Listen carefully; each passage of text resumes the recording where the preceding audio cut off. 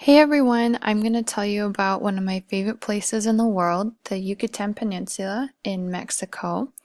I'll try to zoom out a little bit so you can kind of see where it is.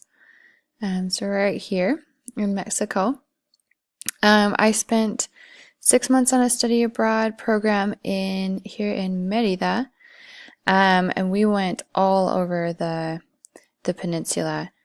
And while we were here, in Mérida. We lived here with families. And I was doing a project where, if you see these little towns out here, they call these municiparios. Um, and these are little Maya communities that surround Mérida.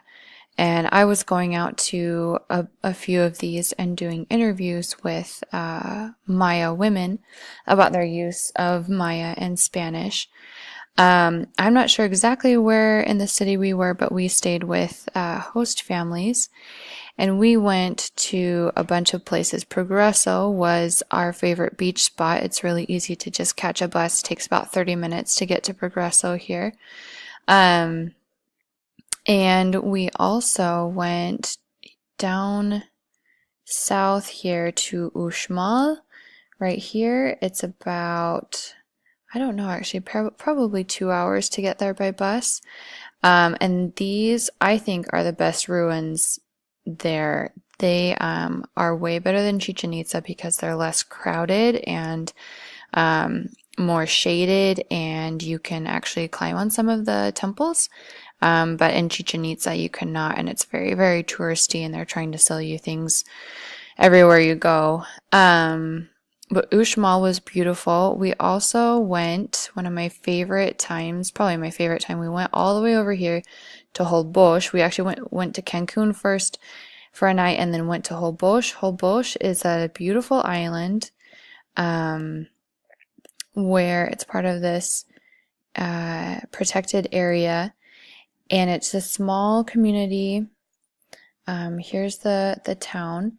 And this beach, you can launch, well, not launch, but they have a company. They have companies that will take you in boats from this area way out into the ocean to see whale sharks.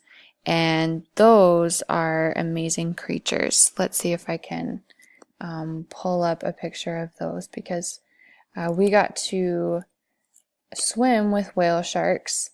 I guess they're real sharks, but they don't. They feed kind of like this, like baleen whales. Is that what it is? They will.